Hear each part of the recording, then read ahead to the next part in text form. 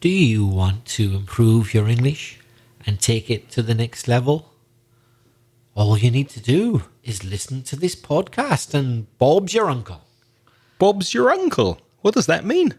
I don't have an Uncle Bob. Today, we look at family idioms in this episode of Aprender Inglés con Reza y Craig.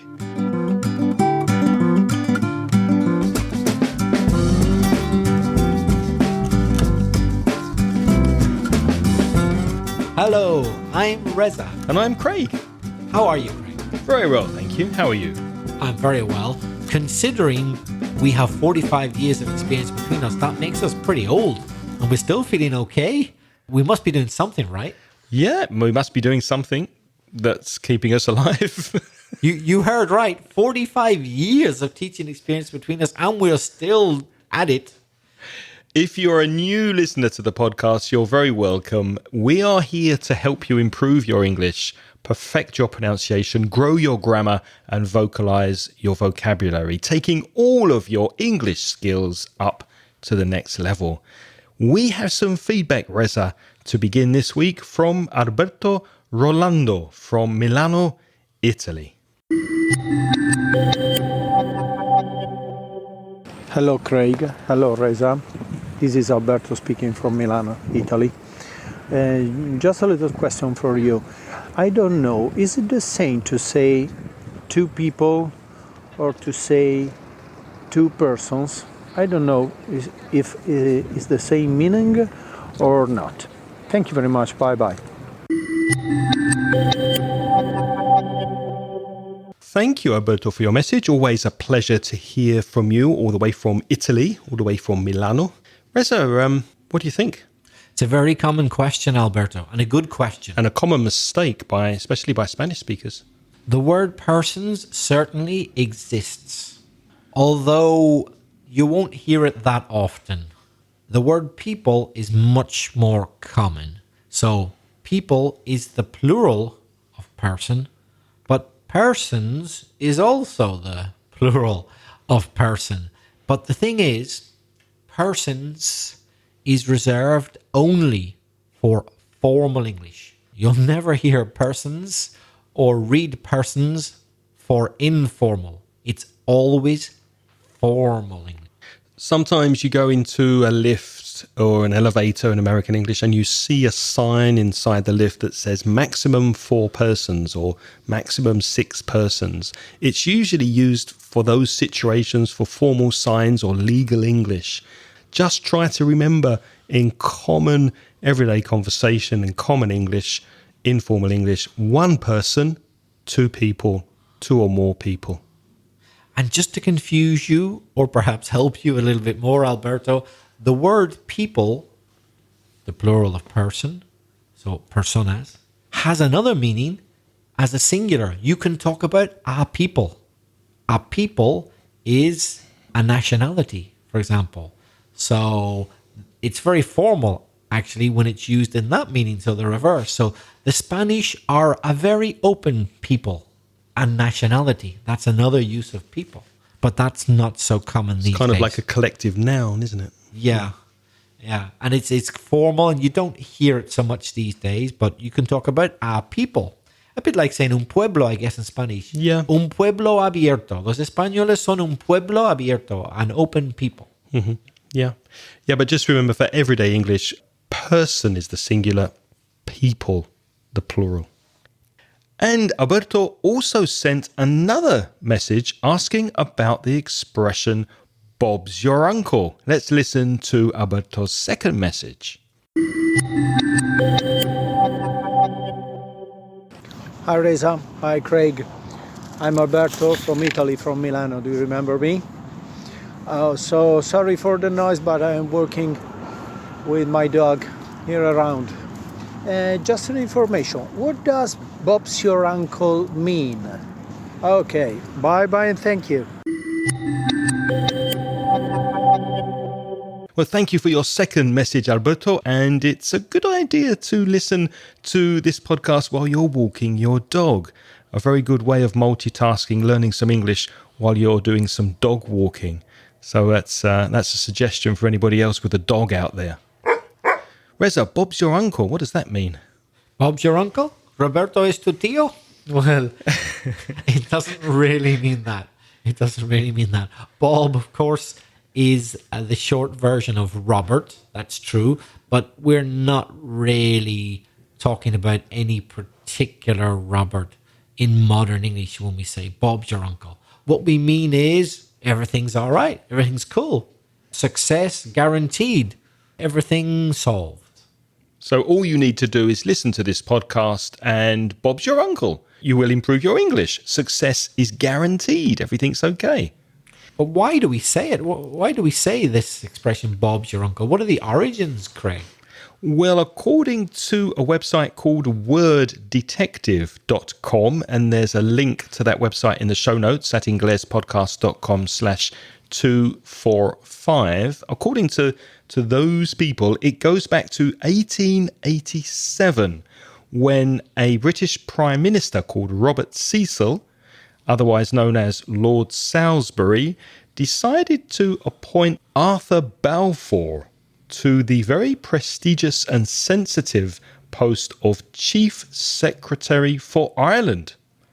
And that's where apparently Robert Cecil, Bob's your uncle, that's where some people say the expression comes from. So it goes way back into history. And if you're interested in that kind of thing, in etymology, go to worddetective.com and read some more.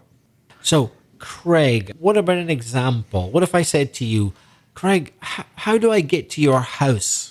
Oh, it's very easy. Just come out of the train station here in Valencia, take the first on the right, just walk about 100 meters, and Bob's your uncle. My house is on the right. So it's obvious, it's successful, you're going to succeed, it's guaranteed. Bob's your uncle. That's another use of the expression. Another idiom using family words, which is very common, is like father, like son. We're talking about when a son takes after his father. In other words, when he follows a similar path that his father has taken. Although, to be honest, it can also apply to women as well. It's just that the phrase is typically like father, like son. But it could be for a daughter too. And do you think it's often negative? For example, if a son does something bad, for example, never washes up or never cleans the room or leaves dirty clothes on the floor, maybe the mother might say, oh, look, you didn't clean up, like father, like son, you're the same as your father. Yeah, it's the classic thing that the woman of the house says to be able to criticize very cleverly both her husband and son at the same At the same time. Just with one short expression. Yeah. You've left some dirty dishes in the sink, like father, like son. You see, women can even multitask while criticizing. With one expression, they criticize two men, a father and his son. Another expression with family in it is big brother, obviously brother, hermano. Big brother, gran hermano, could mean the government, couldn't it? When you look at the government as something that is negatively interfering in your life. For example, spying on you. Big brother is watching you. Big brother is in the sky, in the video cameras, in your mobile phone, listening and watching you, listening to you and watching you. Where does that come from, Reza, big brother? Well, virtually everybody knows that expression, big brother, gran hermano, whatever your language happens to be.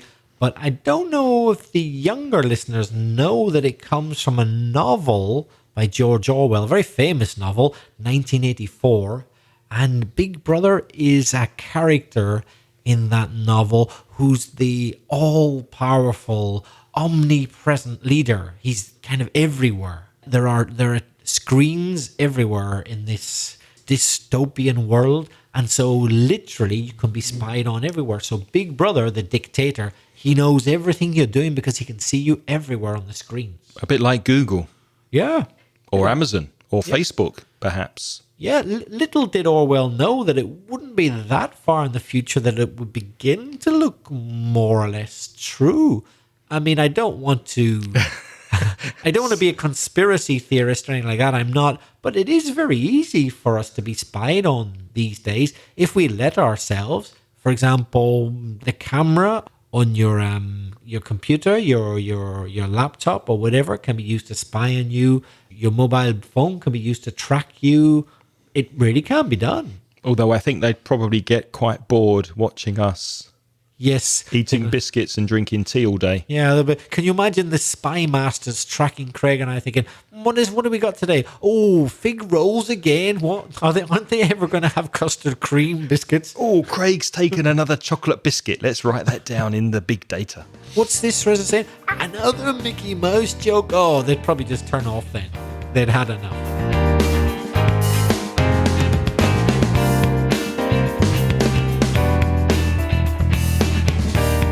Reza, do you think you are a chip off the old block? In some ways I am. In other words, I am a bit like my father in some ways. In what ways? In looks, in temperament, personality, character? In what ways are you a chip off the old block? I think in looks, I think that my hair is beginning to recede quite a bit. To recede is when your hair, it hasn't all dropped out yet, but it's beginning to go back. The front of your head seems to be getting bigger and bigger because the line where the hair begins is going back. And my dad had quite a high receding hairline. I think that's one thing I have in common with him. It's beginning to become quite obvious. What about you? I think I can be similar in some personality traits. A trait is an area or a particular part of personality. I think in some ways I'm a chip off the old block when it comes to some certain things, maybe my temperament, my personality. So a chip off the old block means to be similar in some respects to your mother or father. You know, when you talk about chips, fish and chips, well, why we call them chips is if you think of the potato as kind of like the main block, let's say. So you take a big potato and you cut pieces off it, but all the pieces come from the same potato. They are chips off the old block. So obviously all those chips are going to be quite similar because they all came from the same potato. So that's why we talk about fish and chips. You chip pieces off the potato. So a chip off the old block, if you can imagine you were literally physically made out of a certain material, and it's the same material that your father was made from. So they just cut a bit off for him and cut a bit off for you. And if you have a block of wood and you're a sculptor and you're creating something, then you chip pieces of wood off of the block to create a head, for example. So the chip of wood is the same material as the original block of wood. So you're very similar in makeup or material as the block of wood. A chip off the old block. There's another way to say that, which is to take after someone in your family. To take after means to look like someone or to act like them. So it's kind of similar like a chip off the old block. Yeah, phrasal verb, take after. Who do you take after? Just physically, my dad a bit, as I say, the receding hairline. But apart from that, I don't think anybody really much in my family. Yeah, there aren't many obvious traits which run in my family. If something runs, not someone, if something runs in your family, it's a characteristic, a trait that seems to be passed down the line. So if you say that feet run in your family, that doesn't mean your feet are running. That means that maybe your feet are of a similar size or a similar type to somebody else in your family. And if noses run in your family, that doesn't mean that liquid is coming out of your nose. That's when your nose is running. Cuando sale moco. No, it doesn't mean that. It means maybe you have the same shape or the same size nose as your mother, father, grandfather, grandmother. So you could say that noses run in your family. Craig, does anything run in your family? I'm a bit worried about his answer because he's talked about the nose and feet. I'm hoping he's not going to mention something kind of somewhere in the middle. Does anything run in your family? Well, actually, noses do run in my family because my nose is quite big. And my mum broke her nose years ago. It was during the war. She was running in the streets and there was a blackout, which means in the war when Germany were bombing London and the UK, they used to turn off the electricity and everything went dark. So my mum was running to the bomb shelter to escape the German bombs, and she ran into a lamppost and broke her nose. So she had quite a big nose. And my dad's got a big nose. So I guess I have a big nose, and noses run in the family, but there's no mucus. Mucus is snot. There's no snot coming out of my nose, but we have similar noses. So I can say that noses run in the family.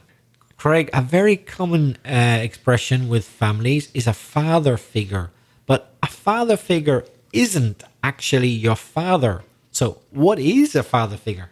A father figure is a mentor, a person who offers you advice, who offers you guidance, who usually has more experience than you, or more skills, more knowledge. So they teach you, they guide you, they mentor you, and you improve because of them. In fact, you are very much a father figure to me. But when I say that, does that make you feel old?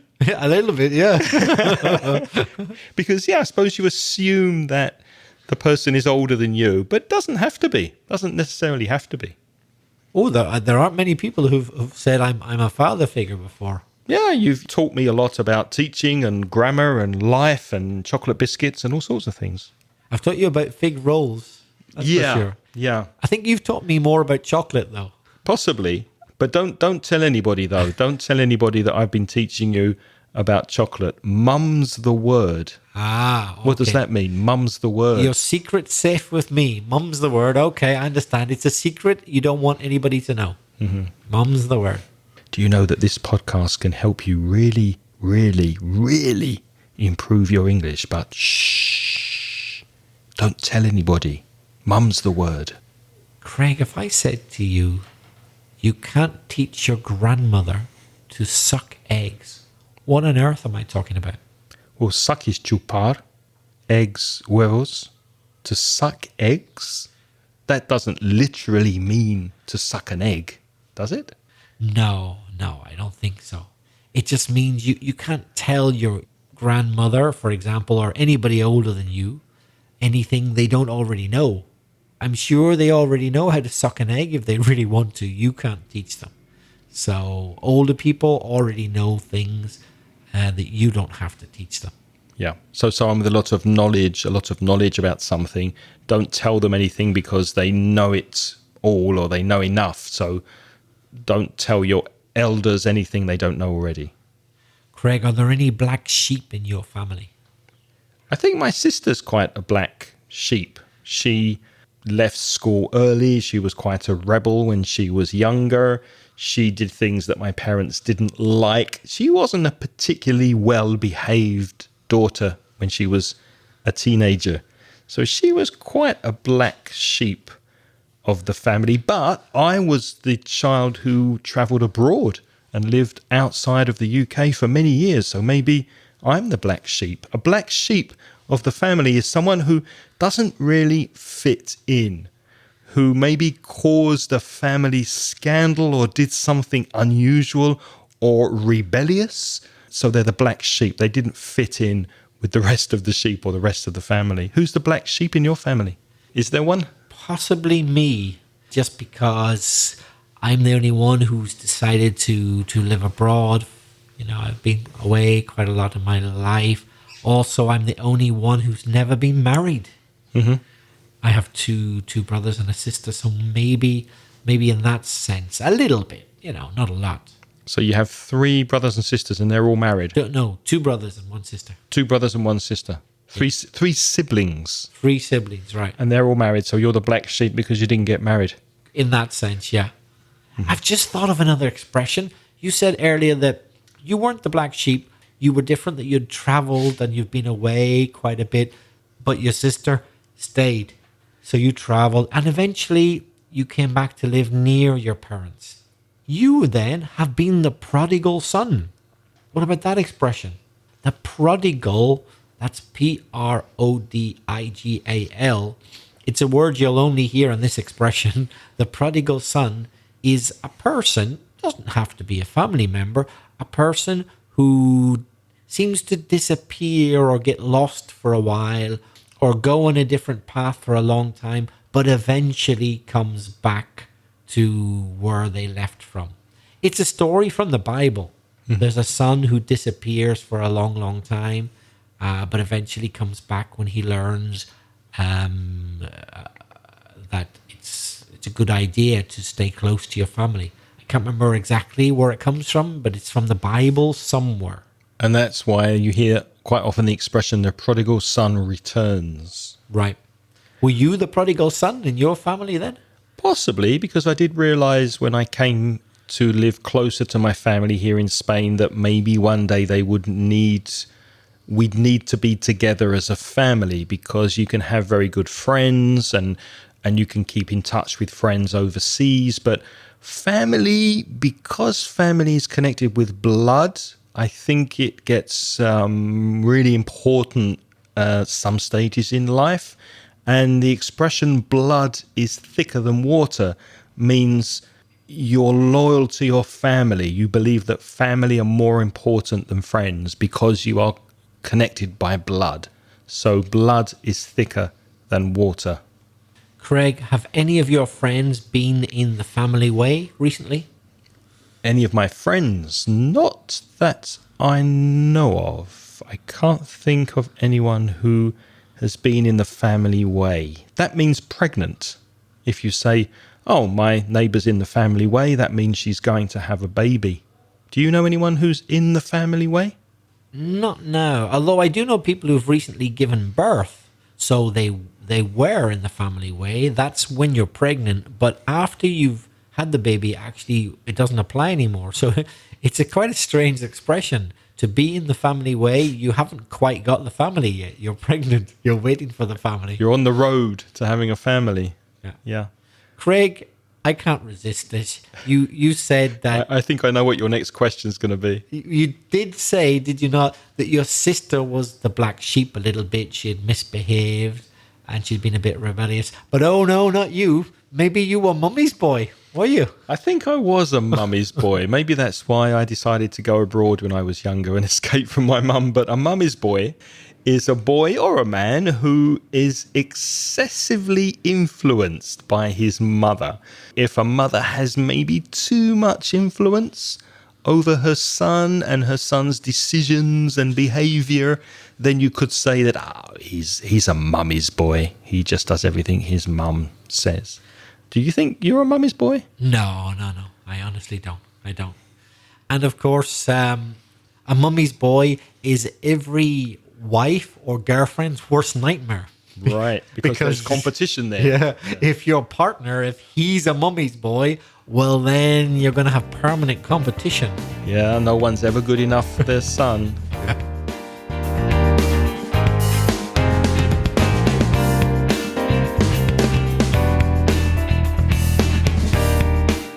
I'll be a son of a gun. You son of a gun. You son of a gun.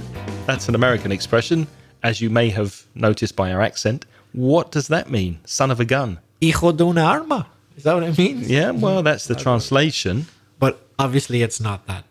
It's just a way of cursing someone. To curse is to say something bad about something, like saying, you fool, you idiot, oh, you son of a gun. Also, I think if something's difficult to believe or something surprises you, I think you might say, well, I didn't know that. I'll be a son of a gun. That surprises me. It's a much cleaner version of son of a beep as well. It's a good alternative. The beep refers to a bad woman. So if you say son of a gun, then you don't get banned from radio or podcasting sites. Craig, the world and his wife have heard of Mickey Mouse. Who doesn't know Mickey Mouse? There can't be a human being alive. The world and his wife knows Mickey Mouse. Well, I know Mickey Mouse, but I've never heard that expression before. The world and his wife. Really? Yep, that's new to me. I suspected myself it might have been a Belfast thing, because sometimes I wonder. So I checked it in internet and nope, it came up as a fairly standard thing. Okay, I've heard of everyone and their dog. Ah, I've heard of that as well. I wouldn't use it so commonly, but I've certainly heard of it. It's like todo el mundo. Todo el mundo, everybody. Yeah. So the world, like everybody and his wife, like even more than just the world. Everyone and his dog was there. The world and his wife. What's bromance? B-R-O-M-A-N-C-E. It's, if you think of the word romance, everybody knows two people in love. So your bro is your brother. Or in American slang, it can just be like a good male friend of yours, your bro. Hey, like bro, a guy what's up? man goes, hey, bro, yeah, how's my homes? Yeah, tell me, bro, what you up to? All that. I'm not a very convincing Latino Los Angeles gang member. I'm like, yo, bro, I think they'd have shot me by now. So You're too much of a mummy's boy. yeah, exactly. So a bromance is a friendship of brotherly love between two male friends. So not actual brothers. No sexual attraction. No sexual attraction, in theory anyway. It's two male friends who like each other so much. It's kind of like almost like a romance, but it's just friends. It's a bromance. So it's not a gay thing. It's just two close male friends having a bromance. An expression you may or may not have heard of when you speak about your spouse, which means your wife or your husband, your male or female partner, you could say my old man or my old lady, my old man or my old lady. Now, it can be derogatory. Do you agree, Reza? It can be quite a negative thing. Be careful with this one. It also is fairly old-fashioned, but quite common, especially in the south of the UK, to say, oh, yeah, my old lady's coming to the pub with me tonight. That means my wife. But sometimes it's used affectionately. It's not always an insult. It can be made as a kind of affectionate, kind of jokey kind of thing. You know, you can even sing about it. You could even sing, my old man, he'd followed a van, and don't dilly dally on the way, etc. What on earth am I talking about, Craig? Yeah, that's quite a good Cockney accent, actually. Oh, cheers, mate. But it's a song, isn't it? It's a song about getting married, isn't it? Yep, getting married. That's right. Okay, Craig, have you ever thrown the baby out with the bathwater? Well, I don't have a baby, and I never have had a baby, so... Have you ever had a bath? I've had a bath. Recently, I hope. Though, no, I don't have baths in Spain. I have showers. I haven't had a bath for many, many years. The last bath I had was either in the UK or in a hotel room. But to throw the baby out with the bathwater means to eliminate something good or get rid of something good while trying to do something else. For example, under the new council traffic rules, many quiet streets are now full of cars. So they've made new rules to try and improve the traffic. But in some streets where there wasn't a problem, now there is a problem. So the new rules have actually made it worse for some streets. So they've thrown the baby out with the bathwater. They've got rid of the good stuff. Mm-hmm. The quiet streets are no longer quiet. It's a difficult one. It's an expression that I always have trouble explaining to Spanish people because there's nothing close to it at all. There's no translation in Spanish. Really hard thing to translate. Home truths. Honest and painful criticism. Let me tell you some home truths. For example, you listen to this podcast and you hate it. You think it's terrible. And you decide to write Reza and I an email with feedback. And you say, Dear Reza and Craig, we know you're trying very hard to make this podcast entertaining, but let me tell you some home truths. Your jokes about Mickey Mouse are just not funny. So to be truthful, to be honest and painfully critical of something. And please do send us messages with home truths. We honestly want to know if there are any elements of this podcast which you don't like.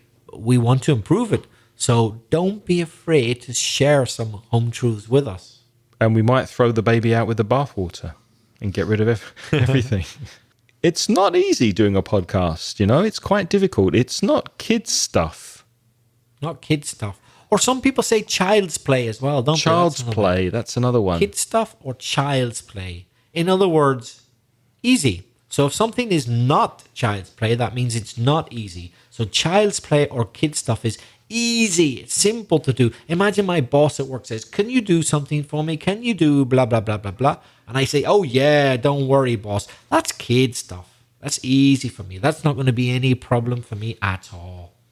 For example, if I asked Reza how to teach C1 English, he'd say, oh yeah, I've been teaching that for years. That's child's play.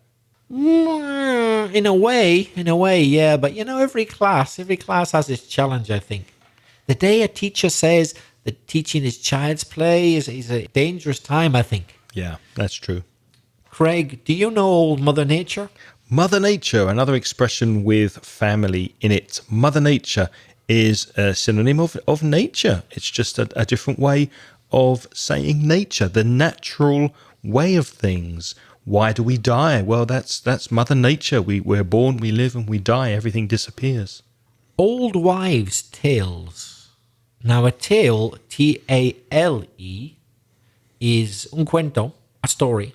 So, old wives' tales? Well, that means traditional beliefs, the kind of stories, if you like, that old wives, old women, grandmothers tell you, which are scientifically incorrect. So people say them, but in fact, there's no science behind them whatsoever. My grandmother used to say, if you fall over and you bang your arm or your elbow or your knee, sometimes you get a bump in the skin, like it swells, it expands. There's this lump or bump in the skin. And she used to say, take a penny, un penique, and push it really hard on the bump. And the idea is that it reduces the swelling. I think that was an old wives' tale because it never helped. It didn't help. Yeah, I don't like the sound. I think it might have done more harm than good, actually. Yeah.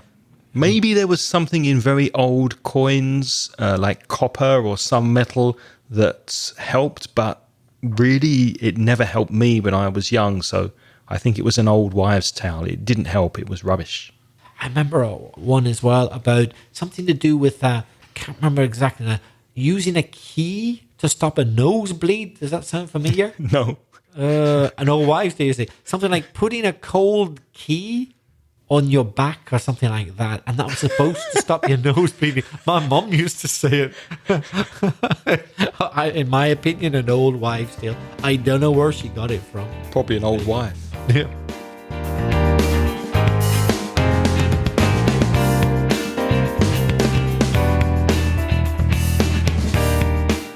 Reza, do you know any young ladies that have sugar daddies?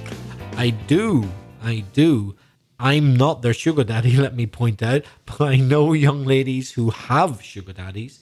That means they're romantically linked to older men who are very generous, very, very good to them. So sugar's sweet, yeah, sugar's a nice thing. So your sugar daddy, he isn't really your daddy. He's not your father. He's your husband or your boyfriend, and he's very good to you. So he's an older man who maybe pays for sexual favors with money or gifts. Yes, or simply just spoils you. He's just very, very good to you because he's old enough to be your father. So he's kind of a mixture of your partner and the father figure at the same time. Mm-hmm. Of course, it's still very common in some countries in the world for younger women to be with much older men. But women get a really bad press if it's the reverse. If you see a woman... What do you mean they get bad press? They get a bad press. They get bad attention, bad media From the attention. media. If a much older woman is with a much younger man, they get a very hard time for that. I think they're called cougars, aren't they? The older woman with a younger man? That's right. And the man would be a toy boy. Yes. Un yogurín, as they say in Spanish. Un danone. And those women get a much harder time than sugar daddies because the world is a sexist place, I'm afraid to say. And often in those kind of relationships, there's a lot of how's your father happening or going on. Now, that's an expression I haven't heard for a long time. How's your father? Obviously, ¿qué tal tu padre? No, there's another meaning, isn't there, Reza, to how's your father? Yes. In humorous British English, not in America. In humorous British English, it means sex. So if I could say to you, if my new relationship goes well, who knows? I might get some How's Your Father if I'm lucky. I might get into bed with this woman. Get some How's Your Father. And it's a bit of, isn't it? A bit of, un poco. A bit of How's Your Father. Yeah. Haven't heard that for many years. We hope you've enjoyed this selection of expressions connected to family, and thank you to Alberto Rolando from Milano for giving us the inspiration and the motivation to speak about a few family idioms and expressions. Of course, you can see all of these written on our webpage at inglespodcast.com/245. Maybe you would like to get involved with the podcast. Why don't you send us a voice message? You can record your voice on speakpipe.com/inglespodcast. Or, if you prefer to write, send us an email. You could send one to Craig at inglespodcast.com. Or write to Reza at belfastreza@gmail.com. And don't forget to visit our online store at store.mansioningles.net, where you will find a selection of courses that you could download onto your computer or your phone. Before we go, we'd like to thank all our wonderful patrons who are helping to support the podcast and helping us to produce our show notes. All of your names are on the website at inglespodcast.com. Special thanks, as always, to our friend Bruno, our gold sponsor, who offers walking tours of the wonderful city of Copenhagen in English or in Spanish. Find more details at copenhagenwalkingtour.com. And if you happen to be in Rio de Janeiro, Bruno also has a guide of that wonderful city, in particular the favela area. It's led by local guides, it's very safe, and also helps the community to improve their daily needs. The website address for that tour is favelawalkingtour.com.br. Maybe you want to join the Patreon program. You can for as little as $1 a month, and you'll get access instantly to recent transcriptions, very lovingly transcribed by Angelica Bello. Thank you, Angelica. If you're interested in that, have a look at Patreon. That's patreon.com/inglespodcast. And welcome to our new Patreon supporter this month, Luis Lobo Martinez, who has joined our Patreon program. Hello, Luis, and welcome to the Patreon program. What's next week, Reza? Next week, we got expressions with mind. Well, I don't mind doing that. Well, I guess that's it for today. Thanks for listening. Until next week, it's goodbye from Reza. And cheerio from Craig. The music in this podcast is by Pitts. The track is called See You Later.